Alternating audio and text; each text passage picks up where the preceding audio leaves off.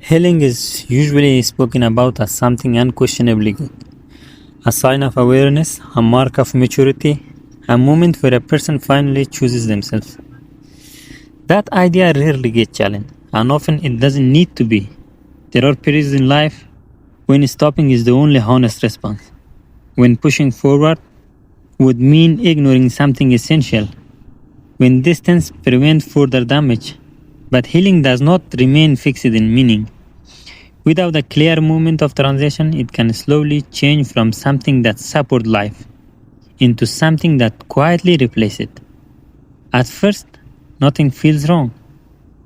You begin to understand yourself differently. Past reactions no longer seem random. Certain decisions start to make sense in hindsight. There is a relief in being able to name what once felt confusing. Understanding creates a sense of control, not over life itself, but over the story you tell about it.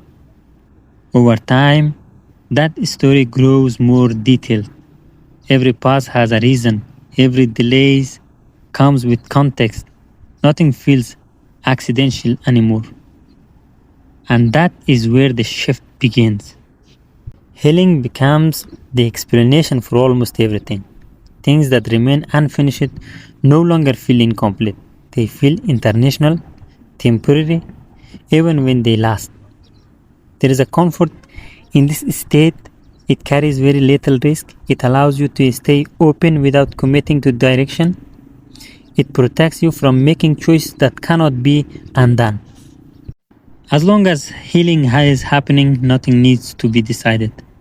But life continues to move regardless of readiness.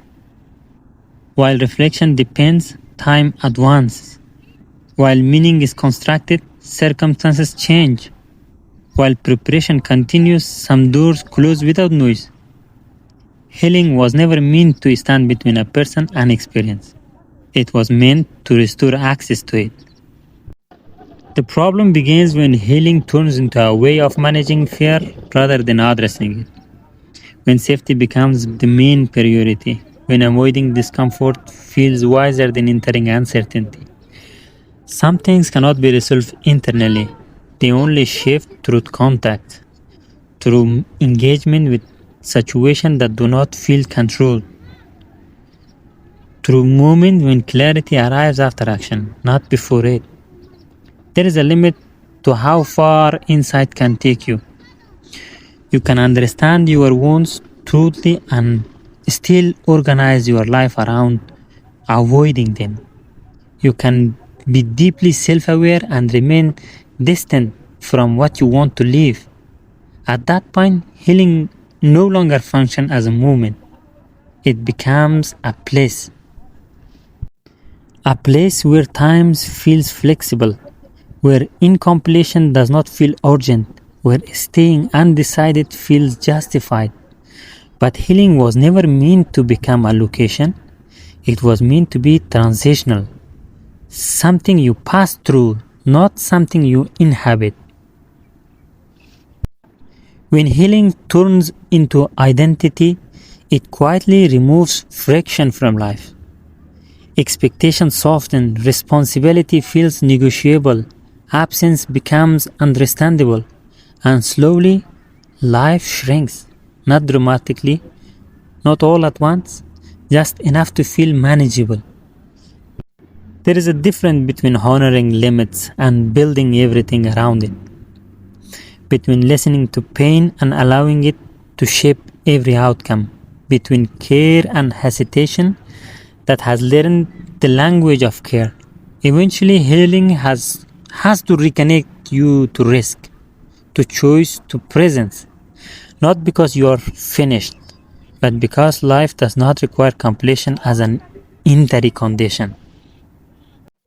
You do not need full resolution to participate. You do not need certainty to move. You do not need to understand everything before you begin. Healing that never leads back to life loses its direction.